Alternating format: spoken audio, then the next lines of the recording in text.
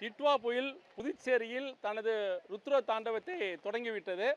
காலை முதல் மேகமூட்டத்துடன் காணப்பட்ட புதுச்சேரி தற்போது கனமழையை பார்த்து வருகிறது. இதனால் புதுச்சேரி நகரம் மட்டுமல்லாமல் புறநகர் பகுதி முழுவதும் கனமழை வெளுத்து வாங்குகிறது. புதுச்சேரியில் மையப்பகுதியான புகழ்பெற்ற கடற்கரை சாலையில் தான் நாம் இருந்து கொண்டிருக்கிறோம். இங்கு மழையினுடைய தாக்கத்தை நாம் உணர முடிகிறது. மழை மட்டும் அல்லாமல் காற்றும் அதிகமாக இருக்கிறது. இதனால் வழக்கத்துக்கு மாறாக அலையினுடைய சீற்றம் இருக்கிறது. அலை என்பது சுமார் 10 அடி உயரம் எழும்பி வருகிறது, மிரட்டுகிறது. அதாவது புதுச்சேரியில் மழை இருக்கிறது, காற்று இருக்கிறது, யாரும் கடற்கரை சாலைக்கு வரக்கூடாது என்று போலீசார் உத்தரவு போட்டிருக்காங்க. இந்த உத்தரவு மீறியும் பொதுமக்கள் கடற்கரை சாலைக்கு வந்த வண்ணமாக இருக்கிறார்கள்.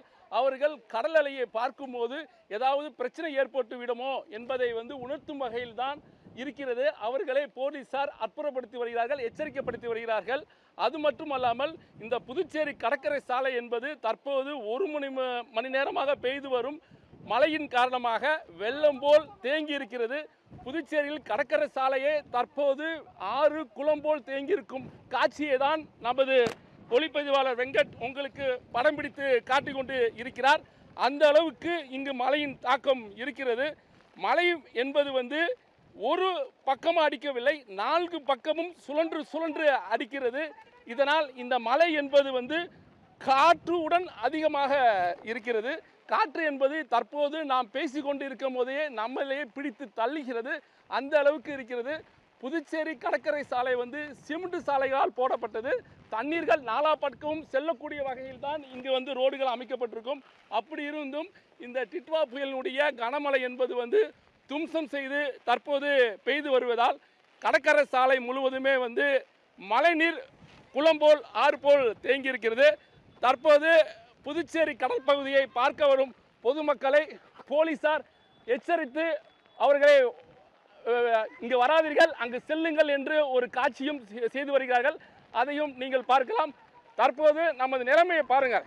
கனமழை, காற்று இவற்றையெல்லாம் மீறி நாம் நேரில் இருக்கும்போது காற்று நம்மளை தள்ளுகிறது, அந்த அளவுக்கு இங்கு இருக்கிறது. நமது கொடையுடைய நிலைமையும் மேலே தான் இருக்கிறது, அந்த அளவுக்கு இருக்கிறது. இங்கே தண்ணீரை வெளியேற்றுவதற்காக ஏற்பாடுகள் செய்து கொண்டிருக்கிறார்கள். ஆனால் வெளியேற்றுவதற்காக எந்த ஊழியர்களும் இல்லை, அரசு அதிகாரிகளும் இல்லை. அந்த காட்சியை நீங்கள் பார்க்கலாம். புதுச்சேரி நகரப்பகுதி இதே நிலைமை என்றால் புதுச்சேரி புறநகர் பகுதியான கிராம பகுதிகள் வில்லியனூர், திருக்குனூர், திருப்புவனை, மண்ணாடிப்பட்டு உள்ளிட்ட சுமார் 10க்கும் மேற்பட்ட கிராமங்களில் மழைநீர் சூழ்ந்திருப்பதால் அங்குள்ள வயல் நிலங்கள் முற்றிலுமாக பாதிக்கப்பட்டிருக்கிறது, விளைநிலங்களும் பாதிக்கப்பட்டிருக்கிறது. அங்குள்ள பொருட்கள் அனைத்துமே மூழ்கி இருக்கிறது. குறிப்பாக சொல்ல போனோம்னா நெல், மணிலா, வாழை உள்ளிட்ட பயிர்கள் நீரில் மூழ்கியிருப்பதால் விவசாயிகளும் அங்கே மிகுந்த கவலைகள் இருக்கிறார்கள். நாம் அடுத்து அங்கு தான் செல்ல இருக்கிறோம். நகரப்பகுதியில் காற்று அதிகமாக இருப்பதால் பொதுமக்கள் யாரும் கடற்கரைக்கு வராதீர்கள், வீட்டுக்கு செல்லுங்கள் என்று காலை முதலே பொதுமக்களுக்கு போலீசார் அறிவுறுத்தல் செய்து வருகிறார்கள். அதையும் மீறி ஆர்வம் மிகுதியில் பொதுமக்கள் கடற்கரைக்கு வந்த வண்ணமாக இருக்கிறார்கள். அவர்களே ஒரே ஒரு மகளிர் போலீசார் மட்டும் அவர்களை எச்சரித்து அனுப்பினார்கள். கூடுதலாக போலீசார் இருந்தால் அவர்களுக்கு உதவியாக இருக்கும், ஆனால் யாரும் செய்யவில்லை. புதுச்சேரி கனமழை அதிகமாக இருக்கிறது.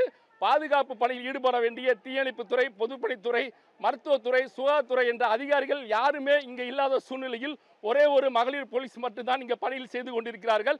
நேரம் செல்ல செல்ல புதுச்சேரியில் டிட்வா புயலினுடைய தாக்கம் அதிகமாக இருக்கும் என்று தெரிகிறது. இதன் காரணமாக தான் தற்போது காற்றும் மழையும் அதிகமாக இருக்கிறது. நாம் அதை உணர முடிகிறது. நீங்களும் அதையும் நேரடியாக பார்த்து கொண்டு தான் இருக்கிறீர்கள்.